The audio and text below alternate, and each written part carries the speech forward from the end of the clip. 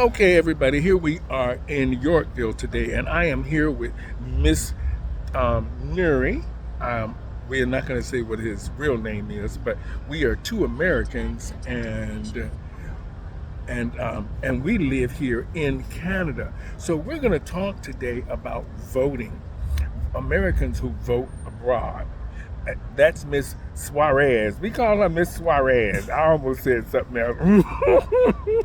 But she gets mad every time I say Suarez. But you know what I mean. Well, this is Miss Nuri Suarez. And we are to come closer in the screen. So, we are two Americans here in Canada, and I'm going to talk to Nuri a little bit about voting in America and living abroad, and who he thinks is going to win this year. We're going to try not to be too political because, as you know, they do block you a lot on social media when you have too much of an opinion. But we're going to sort of hash it out and see what both our thoughts are about who we think will win and but which way the country should go, what direction the country should go. So I'm going to start with Nuri here. So you know they're voting in the U.S. coming up. It's a really big thing. Now, who do you think is going to vote? Do you actually vote? I do actually vote. Oh, as being an LGBT person yourself, it's very important this year for you as being a gay man and a black man living in America but working abroad and living abroad. Now, so you say you do vote.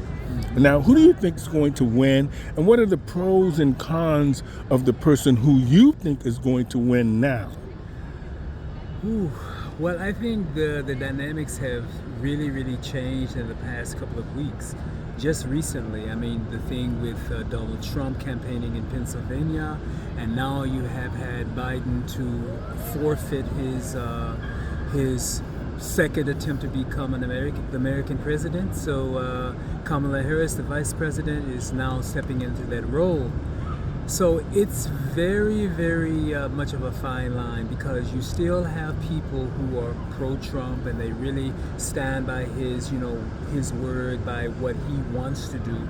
But the end result, in my honest opinion, is it's going to turn very sour very quick, because he's putting a lot of emphasis on things that are inciting Americans, but they're not really thinking about the repercussions. What if this were to happen, right? Mm-hmm. So they're not really taking that into perspective.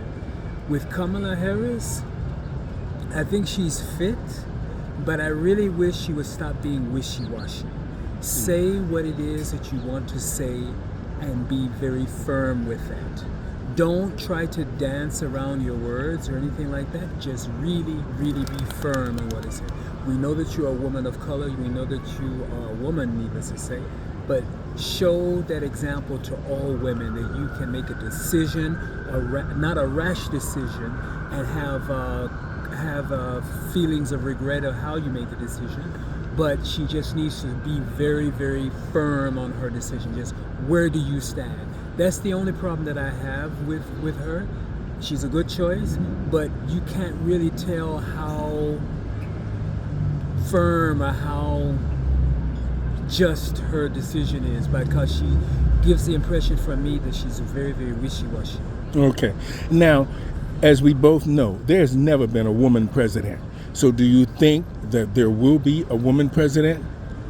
I think there possibly could, because they said that about the first black American president. Mm-hmm. And he took that nomination and the country by storm.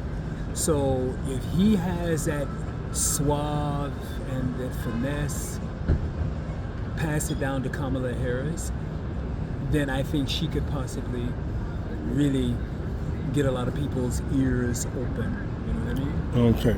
Now, if Donald Trump was to be chosen president again, do you think he will do good by the LGBT community and the black community? What do you think Donald should do if he is elected as president for the LGBT community and the black community? These two things are two important issues this year in the election. Oof, that's very hard to say because by his choosing the running mate that he's just announced, there's a lot of issues about what he said, against people who don't have children or women who don't have children or choose not to have children. So you can't take a single aspect of someone's being as a person, a living person, whether they're black, their color, whatever the case is, whatever their sexual identification or anything like that, or whether they choose to have children, or whether they want to partner with someone of the same sex or the opposite sex. You just can't single people out to try to put your agenda to make sure that it's everybody's agenda, because it may not be everybody's agenda. So I just think, in my eyes, I don't feel that Donald Trump really values or really is in touch with the LGBT2 plus 2 community. I really don't. I just think he's just out there to get that support, to put him in power, because he is in a state of mind of that he is the end all and the be all. And as long as he can garner that, then he can give two shits about the LGBT2. So I think that's just my instinct and my feeling, that the impression that he's giving on me. And as far as black Americans are concerned, that's just, I have no answer for that, because as far as what I know, blacks in America, they are pretty much Democratic. There are some who are Republican, and they have their own stance in why they do so. But I don't know. I don't really have a firm answer on how I feel about that. Well, Donald Trump has he has the mindset of business, and men are business. Black men are about business. They're about money, making money. Women are a lot different, because they're more emotional, and they're more about supporting and nurturing for the family and all this kind of stuff. So they're probably more liable to vote for Kamala, because number one, she's a woman. Number two is because she's black. But this doesn't. The country is in such a state now with the high cost of living. The food is skyrocketing. Jobs in America are declining. People in America are moving all over the place. These are things looking for that American dream that we all be dreaming of all the time. And these things are under fire now. So do you think Kamala, with all of the issues coming up, do you think Kamala can really balance the country out and put it back on track? That's a very tough one to answer, because she's a vice president, so her role is not that of a figurehead like a king or a queen of a country or anything like that, but she's just second in command. I don't know how well versed she is about how the country is running and things like that.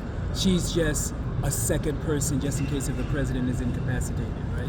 So I really don't know. I don't know what her potential is. What I do get the impression is that when she speaks, she has to make valid points and make it believable, because it's good to say, I'm a prosecutor, I did this, this, and this, but you really have to make your words stick. Okay. Now, of course, we know Joe Biden had all of these ailments that we didn't talk about. We didn't talk about him falling down all the time, forgetting where he was, all these different issues that should have been a real concern for the American people in the first place. When a president is ill or under the weather or whatever the situation may be, when you're starting to see all these things live on TV, all of these mishaps with an older president, what do you think should have happened from the beginning when we start seeing all of these issues Biden was having, when he didn't know where he was, or he forgot the script, or he was, falling down all the time, and all these things? These are concerning things for a leader of the world. Well, when you're in this sort of position, it's been my impression that everybody is going to have you under a microscope. They're going to see every crook and nanny, every mistake, every fall, every bleep, every blunder, everything abundant, right? I really wish I had a sound answer for that. I mean, like, it's unfortunate that, he was going up the stairs, he tripped and things like this. He forgot a word, he went off script and things like that.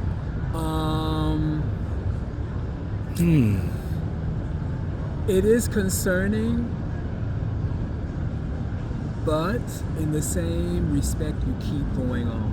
You don't let a small blunder or an ailment stop you from being in a position where you were elected in. You keep going with the ball. It's just like that thing with sports. When you have the ball, you keep running with it. You don't drop it, you don't fumble, you don't do it. You just keep going on. So if they say anything negative or bad about you falling and tripping, or if you are off the script or anything like that, who cares? There are 360 some odd more days where you can recover that one day where everybody's going to remember that. And then some days or some weeks later, they're going to forget about that.